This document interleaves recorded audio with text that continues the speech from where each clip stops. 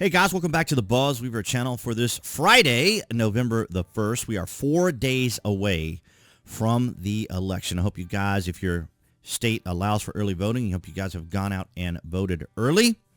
I have voted early, voted last Friday actually, and it actually worked out quite well. I was anticipating a bit of a long wait, but fortunately I was in and out in 15 minutes.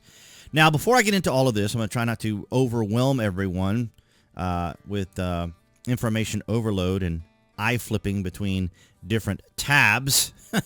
I guess you can get a sense of vertigo. But if you guys are interested in all the nuance, all the minutia, the graphs, the charts, the predictions, the statistics, the data, the requested mail-in ballots versus early voting and all that, I would recommend you guys check out Red Eagle Politics. He's really great with all that sort of data. And, of course, like we do here on the BuzWeaver channel, we take the difficult, we take the confusion, we take the tumult, and we break it all down. So I'm using a lot of his data. Also, the Depressed Ginger is also another person who breaks all of this down with the statistics and the data and the spreadsheets and all of the pundit material. And these guys cover this exclusively more. We're here on the BuzWeaver channel. Of course, we do current events and other items, cover other stories. But I just wanted to push, to shout out those two guys if you guys are really interested in all this. So the topic of today, as you may have seen in the thumbnail, is the establishment's path to victory. And as enthusiastic and as amazing as all this information is, the enthusiasm, the energy, the electricity, the excitement, the buzz in the air, the vibe, as the kids like to say, seems to be leaning Trump. But we can't just ride off of that. As much as my political bias wants Trump to win, without a doubt, we have to keep in mind that there is a path for the establishment. Now, you're probably going, he's saying establishment and not Kamala Harris. That's right. I'm doing that intentionally, of course, a bit hyperbole. But, of course, the Establishment Uni-party has been controlling our country for decades, and that's not a mystery. We're going to play a clip from the Joe Rogan show that's going to kind of illustrate what I'm talking about, what we've talked about here on the BuzWeaver channel. So if you're new here, these are the types of topics that we talk about. But today's a little different. It is November the 1st, 2024. We're 4 days out from the election. And most of the polling has closed for most of the different polls that you can see now. The mainstream media and maybe your local media may conduct some smaller polling, but from the major outlets, most of it has already closed. And this is the national, and we're seeing that Trump is up by 3. He was up by just 2. Now he's up by 3. But we are seeing some surges for Kamala Harris. But I still think that if Trump can win the popular vote as well, this will definitely upset the left beyond all kinds of things. But we're going to talk about more things that could potentially upset the left. But for the purposes of this video, we're going to be talking about, at least in this section here, about the establishment's path to victory for their surrogate now, who is now Kamala Harris. So we're looking at it this way. So we'll go back here to, where was that data here? I'm sorry, as I'm flipping through all of this stuff here. I did find it. So you guys were wondering. Remember the other day I said I was trying to find that one article that was showing the entirety of the election from the GOP and the Senate and the House now, and it was from the Wall Street Journal. So I was breathing a sigh of relief. So I was able to find it, and here it is. And of course, they're showing the map, right, with flips and undecideds. Yeah. Right here as Kamala with 221 to 218, which is not unusual for them to do that because, of course, we know that there is oversampling for both parties. There's oversampling for Democrats, oversampling for Republicans, undersampling for both as well. But I think it's interesting with the Senate here. There are 34 contests on the ballot in November, and a handful are highly competitive. And as you can see here, it's looking like 43 for Democrats, 50 for Republicans. So if the Republicans can win the Senate and here in the House, we've already talked about how the left's brains are probably going to break on November the 5th. But, I say that just tongue in cheek, for those who often like to make sure that the language is correct here, the grammar and so forth. Tongue in cheek that, that I say that they're going to spontaneously combust, because the idea that Donald Trump would win the Electoral College, then the popular vote, and then the GOP win the House and the Senate. Oh my gosh, ladies and gentlemen, you thought the George Floyd riots were bad? Wait till this happens. Now, I'm just speculating. I'm just speculating here. I'm just saying, but I did find it, the article, and I did find it interesting that they have her at 221 and Trump at 218. This would have been on Thursday, the 31st of October. Sorry, my allergies are really kicking in today. All right, so the path for the establishment would be, and I was trying to find that here, because see, they're showing her in Wisconsin, but there was another poll showing her, and, oh, that was here. So Wisconsin and Michigan. All right, so we'll go ahead and we'll turn it over to her for Wisconsin, and we'll go ahead and turn it over for her to Michigan. Come on. And that puts her at 251. So she only needs 19 more. Isn't that interesting how that works out? Where she would need 19 more, which would mean she would need Pennsylvania. And that would wrap it up for Kamala Harris right there. Now, it looks simple in description, and intellectually you can understand the simplicity of it. But that is the scenario, not the entire scenario, because she would still need 19 points. So let's say, for example, she doesn't get Pennsylvania, right? All right, let me put it to Trump here real quick. And she would still need, she would need Georgia, which isn't going to happen, but we'll go ahead and just say she would need Georgia, and then she would need Arizona or Nevada, which is also not a possibility. So if we look at it this way, the strategy for the establishment to get Kamala Harris elected would be she'd have to win Wisconsin, she'd have to win Michigan, and then she would have to get Pennsylvania. And then, and then get Pennsylvania. So that would leave North Carolina, Georgia, Arizona, and Nevada completely out of the picture for her. For this, but the scenario that I'm outlining right now would be the Hail Mary of the Hail Mary, the good Hail Mary, the good Mary coming down from heaven and having to change votes. And I'm not trying to be blasphemous in any way, shape, or form. I'm just trying to accentuate the near improbability of her winning all three of the Rust Belt states. I just don't see it happening at all. Matter of fact, let me go ahead and reset it here, and then we'll go with what we have now from the various polling. There has been a little bit of a surge for Kamala here from Real Clear Politics. We show her at 60, or we show Trump at 60 and Kamala at 38. Come on, I'm moving over here. I'm in my rocking chair, and I like to rock, so I like to move. All right, so here we are, and 60, 38. Then we see the poly market, which shows a much more significant type of swing here for Donald Trump. He's at 59.5 and at 40.7 for Harris. And then we go here to the poly market, and we can see it looks a lot more interesting, doesn't it, when it's at a round number of 40 versus, say, like a 38 or a 32.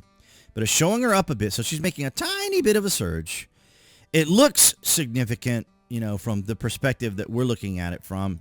But the reality is it still doesn't really change a lot, because based upon the poly market and the betting market, Wisconsin is really the only thing that's a toss-up right now.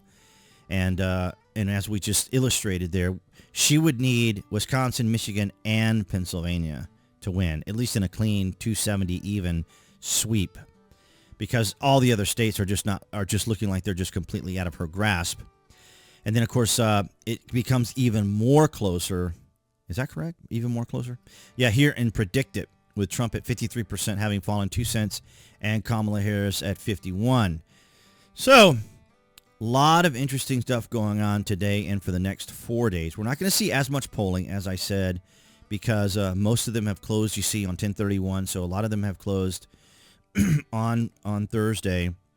And but we do see here, here it is. Just also see, so here in the Electoral College, in the RCP 10/31 date, that they're giving Kamala 3 in Wisconsin and 8 in Michigan. Now, again, this is usually outliers, usually like CNN or another poll that was used by RCP, which pushes the margins or pushes it up a lot higher. But it could actually be less than this. But, it's important that as we have this conversation, that everyone understand, what's unfolding and what's going on. Because, like I said, there is a possibility for Kamala Harris to pull this out, for the establishment to get her across that line. Not necessarily looking that way with the various types of numbers, as we see here. And I wanted to show Atlas Intel because Atlas Intel is the most accurate of the pollsters out there. And I should say, yeah, they were the most accurate in 2020. They were even more accurate in 2022, which was a midterm. But during the midterm, of course, you have to eliminate Trump from the equation entirely because it's just House and Senate. So there wasn't like the Trump factor in there, right? So, but I like Atlas Intel because they are the most accurate. And according to them, as you see here, they are showing a very good map, a very good outcome for Donald Trump. Now, this was on closing. This would be on Thursday, October the 31st. and they show her at 0.2 in Wisconsin, but, 0.6 in Michigan. But Atlas is the most accurate. But these are polls. These are polls. What people vote, how they vote when they're in their little station making their votes is another story. But yeah, Atlas, very, very accurate. But and then we have Eric Doherty as well, showing some of the data from Atlas as well. And he's showing Trump with 296 with a victory and Harris at 242. So, a lot of positive, good things for Donald Trump right now. But we just don't always know what's going to happen when people are in that polling station. And I do want to be encouraging. I do want to be uplifting. I kind of have to tamp back my bias a little bit because we really don't know.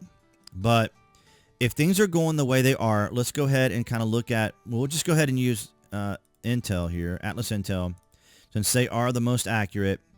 And they're showing Wisconsin, Michigan, Pennsylvania. So pretty much Trump winning the rest of the board. So he's going to win Wisconsin, Michigan, Pennsylvania, and that puts him at 263. And then North Carolina, Georgia, Nevada, and Arizona.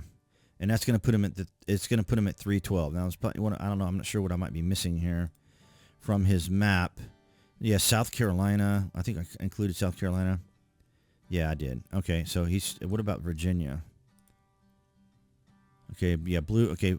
Oh, North Carolina. Oh, okay. They don't have it with North Carolina. That's really interesting. So they gave North Carolina to her, but I think he reconfigured that the other day. Or they redid their analysis the other day, and it was showing Trump up in North Carolina. Yeah, see, here it is. See, they redid it. Well, this is 47 minutes ago, and now he does have North Carolina. So, like I said, these things change. These things change quite rapidly. So I'm glad I went back and looked at that. So 47 minutes ago, as of this recording, it is 5:30 p.m. Eastern time, and so this was just changed at around 4 o'clock. So that's the latest that we're going to see from this. So Georgia 6, North Carolina 3, Wisconsin, Arizona, Nevada, Pennsylvania, and then Michigan and New Hampshire. Yeah, everybody keeps talking about New Hampshire, but I don't see anything happening in New Hampshire.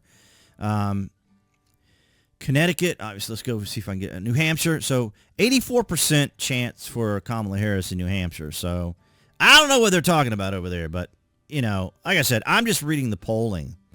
But if we look at North Carolina, he's at 69. And in Michigan, of course, she's at 58. He's at 42. This is still so very close. Pennsylvania, 56 to 44, relatively close. And then they just have Wisconsin as a complete toss-up right now. And then Nevada, 64-36. Arizona, 75-25. Florida, not even a contest. And Georgia here in my state, I guess I could say safely, not much of a contest for Harris. And not much of a contest for her in North Carolina. Now, I want to move on to something that we talk about here on the BuzWeaver channel, and that is the Establishment Uni-party. And, of course, you hear me say this all the time, quite often, the Establishment Uni-party, having been in control of our country for decades, And it's always nice to hear individuals who are running for office who acknowledge that the Establishment Uni-party is a problem. And this is from the Joe Rogan podcast just last night.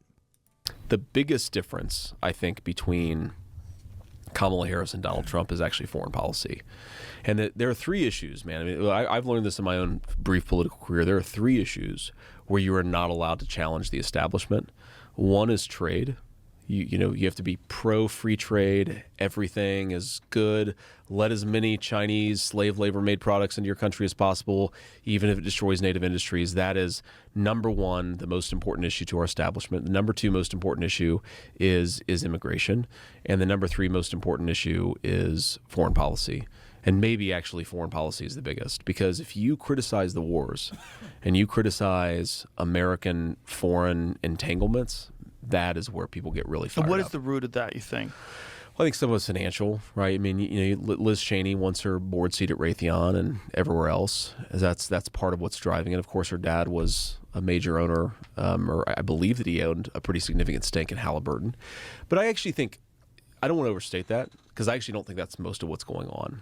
And this is maybe a background view that I have that I should interrogate a little bit more, but I tend to think that people aren't expressly financially motivated. I think they're much better at rationalizing their financial motivation as somehow good. So I don't think Liz Cheney, to be fair, even though I can't stand her, wakes up and says, oh, I want to get rich, so I'm going to support the Ukraine war. So that.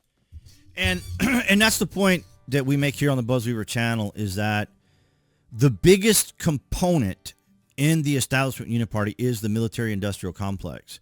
And this is why I say, when you see generals and admirals and individuals within the military retiring just before an election, specifically like with Donald Trump coming up, and you see these guys scrambling and getting out, it is typically an indicator that they know that it's not going to be back in the hands of Democrats. Now, remember, it's important to remember here, the establishment isn't going anywhere.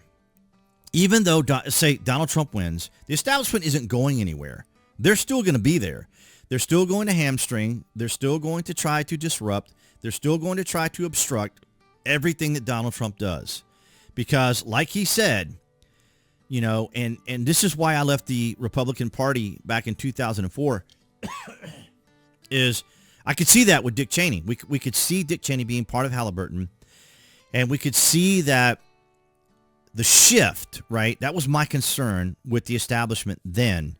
And then the shift was coming over to war, like, all the war that was going on in the Middle East and so forth.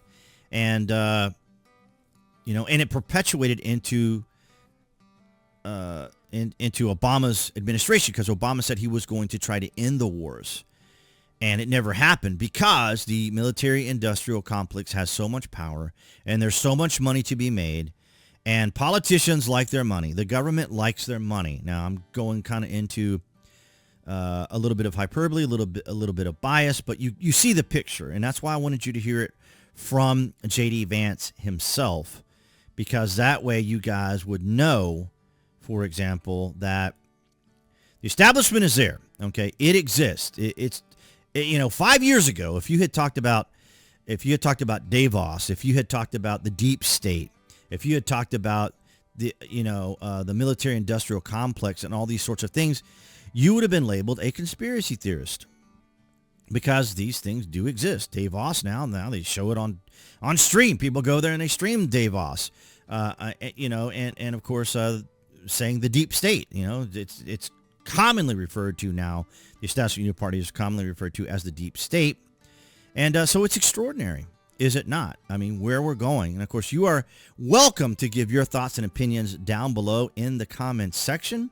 If you guys want to check out 270 to win, you can just type into your search engine 270 map, and you can come here and you can go about and do the map however you like. You can go through and go to all the various sites that I go to and look at these things. Definitely check out Red Eagle Politics and Depressed Ginger for their commentary and their comments and their thoughts on all of this, because it's always good to get as much data and information as you can. And, of course, I wanted to go and show how the establishment would have a path to victory with Kamala Harris. So you guys know that Wisconsin, Michigan, and Pennsylvania would wrap it up for her. But so Donald Trump would only really need one of those states because it looks like he's going to get North Carolina, Georgia, Arizona, and Nevada. But I welcome your thoughts and opinions down in the published section. What are your thoughts? Have you already voted? Have you voted early? Do you have any particular thoughts on the direction and the path that we're going in? Are you excited about the potential of a Donald Trump win? Or maybe you have something different to think about. So let me know. But I do want to thank all you guys across New Tech. That's Rumble, BitChute, and Odyssey for your guys' continued support. Some things have changed at Odyssey. Now I'm going to have to manually upload content to Odyssey because the anti-compete apparently with YouTube is now getting to such an annoying point. They don't populate my videos when I do share links on Gab, which is very annoying. So like when you post a link, it doesn't populate the thumbnail for the video, and I have to put it in, and people are too lazy to really like click a link. I don't know. But now, according to Odyssey, because of anti-compete, the videos will not migrate directly to Odyssey from YouTube. So now I'm going to have to manually upload everything on Odyssey. So the few of you guys that watch on Odyssey, I will be manually uploading the video so you guys will know. But thank you for all of your guys' support. Appearing there on the screen right here about where the cursor is going back and forth is going to be the channel icon. You guys can click on that to subscribe as well as select notifications. That way you know when there's content here on the channel. And I'll see all you guys in the next video.